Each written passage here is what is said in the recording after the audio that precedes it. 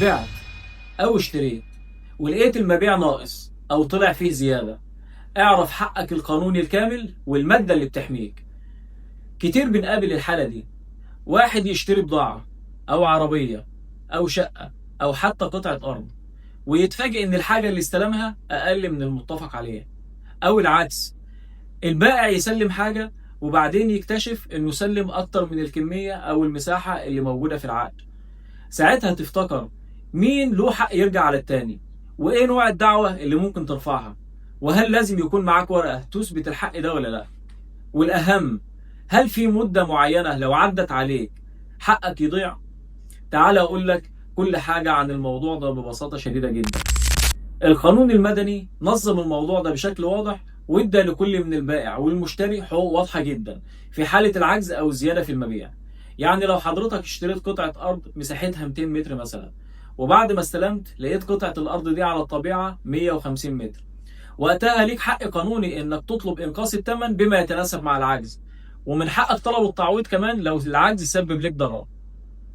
كمان لو حضرتك البائع وبعدين اكتشفت انك سلمت اكتر من المساحة المتفق عليها، سواء عن طريق الخطأ او سوء الفهم، من حقك انك تطلب فرق السعر، يعني تطالب المشتري بقيمة الزيادة اللي استلمها في المبيع.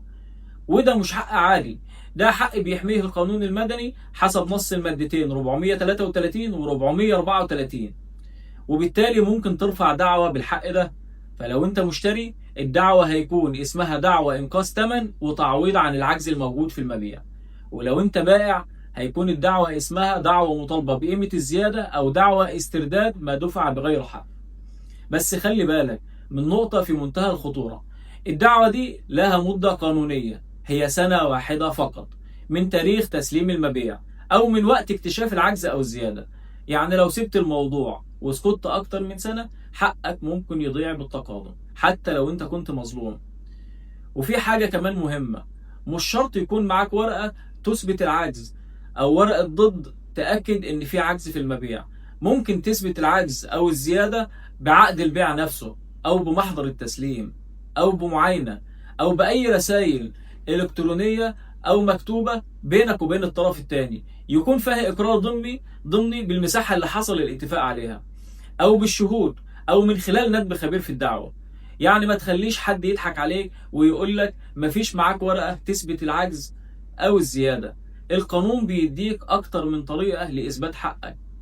الخلاصه، سواء كنت بائع او مشتري، لو لقيت اللي استلمته اقل من اللي موجود في العقد، او انك سلمت اكتر من اللي المفروض تسلمه، ما تسكتش وما تضيعش وقت. في قانون بيحميك، وفي دعوة قانونية تقدر ترفعها، وفي مدة محددة لازم تتحرك خلالها. والمادة 433 و 434 هم سلاحك. وما تنساش، حقك مش هيرجع لوحده، لازم تتحرك. وفي النهاية، لو مهتم بالقانون، تابعني.